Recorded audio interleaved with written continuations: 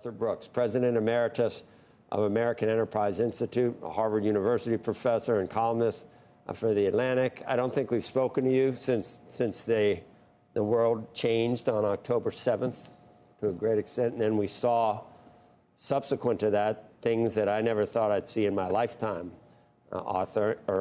And then you can combine with that the political backdrop we have here in a 2024 election that just seems to put people in a bad mood when you think about maybe the two candidates.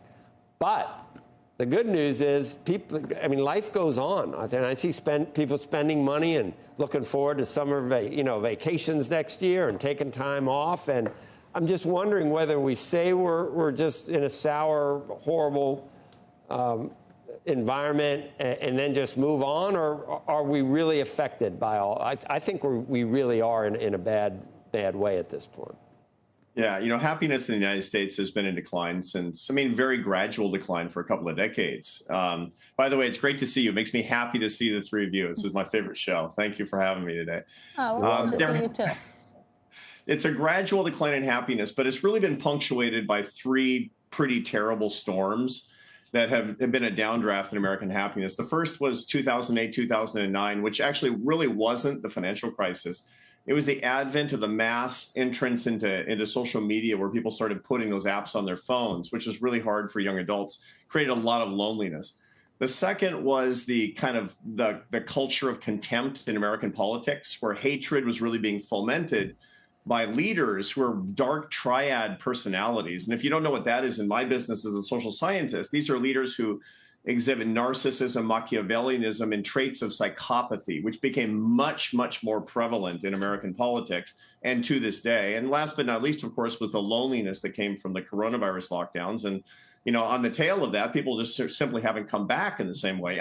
I'd be a lot happier if I were in the studio with you right now, for example, but that's just one example. So those are the three things that have really hurt us. Yeah, I asked whether you were to make you really happy. I guess I was supposed to read this. Your latest book is Build the Life You Want, co-authored with Oprah Winfrey. I left that out. Anyway, thanks for joining us. Yeah. I don't know. He's not going. He's staying. No, I know. Thanks for joining us now. Yeah, I didn't read that at the beginning. No, I'm delighted. It's great.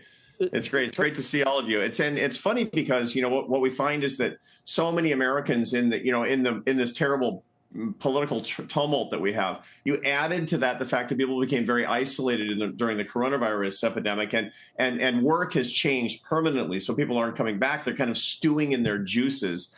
And when you actually see, you can look neurochemically at actually what's happened to people. It's actually lowered their ability to have communion with other people. So they spend more time in highly polarizing contexts, watching, social media or cable news programs in the evening that are very, very politically, a lot of anger, a lot of contempt that people are getting. And people are substituting their citizenship in their communities for, watching political news shows as a result of that. And that's really lowered our happiness a lot. And we're being manipulated by leaders that have these dark triad personality characteristics. Yeah, that was pretty funny when you described that personality. And I can't just say there's only one, but it did describe one fairly accurately. But maybe his opponent too. I don't think it's a whole lot different in terms of the narcissism and it's just sort of just a different brand. But oh, yeah. Arthur, did you studying all this, you still weren't a little bit shocked with the reaction to October 7th that we're seeing on our college campuses and probably something going on right now somewhere? It was shocking. It was shocking, Joe. But the overt anti-Semitism, really, I never thought I'd hear any of those terms again in my life. Yeah. But, the thing, what really shocks me is that I'm not shocked anymore. The truth is, in our current environment of activism, we're being, all of this stuff is being fomented by people that are basically trying to conscript young people into a culture war. And that's what manipulative leaders really do. And most activism tends to be highly manipulative. And it's just another symptom of the things that we're talking about here. They're almost professional. Some of them are professional protesters, that some of the ones that are mixed in with the other. That's all they want to do with their life is protest. Yeah, and you have to understand that activism has only one goal, which is more. Whatever it happens to be, more of it. And universities are really supposed to be centered on inquiry, not on advocacy. I understand that there's some advocacy involved, but inquiry is really the goal. And this is the big opportunity right now for university leaders, as far as I'm concerned. I'm not a university president, thank God. But, I have to say that it's pretty, I've led a big institution in the past. And when something bad like this happens, this is a huge opportunity to restate your goals, to double down on what the purpose of the organization is. You don't look at this as a threat and try to just make it go away. On the contrary, state your principles, state your policies, talk about the penalties and sanctions that come from violating those policies. Don't be defensive at all. And then talk about the fact that universities and other like institutions, they shouldn't be actually getting into political position making anyway. They should be inquiry types of institutions. I don't know if I'm going to put you in a complicated place, but, I don't know if you've seen Bill Ackman has been out on X or Twitter being quite critical of Harvard, where you work, and the approach that the president of the university has taken, some of the things that he's seen on the campus, videos that he's now distributing of protests and the like that are happening almost in the classrooms themselves. Yeah. And I'm just curious on a very personal basis what you think of all of that.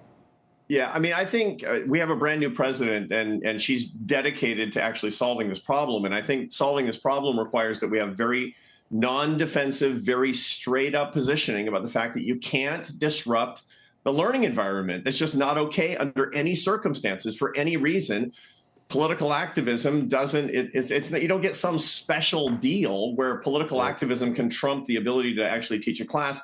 So we need sanctions, we need penalties, we need to state them, we need to enforce them. They'd say we got to go. I was going to say, I wish someone could ride in on a horse, a historical figure, but there's so much tribalism that I don't have a historical figure that hasn't been canceled by either one side or the other. Because I can't say JFK because one side hates him. I can't say Reagan because the other side hates him. I can't even say Abe Lincoln. But I don't know how we get saved from this social media morass that we're in right now. But then I think life goes on, and I think everybody's. I'm wondering whether we're just stewing in our own juices, as you say. But they say we got to go, Arthur. I wish we had more time. I'm grateful to be with all of you, and that's the key thing. Let's everybody stay grateful that we live in the greatest country in the history of the world. Right. And it's going to be okay.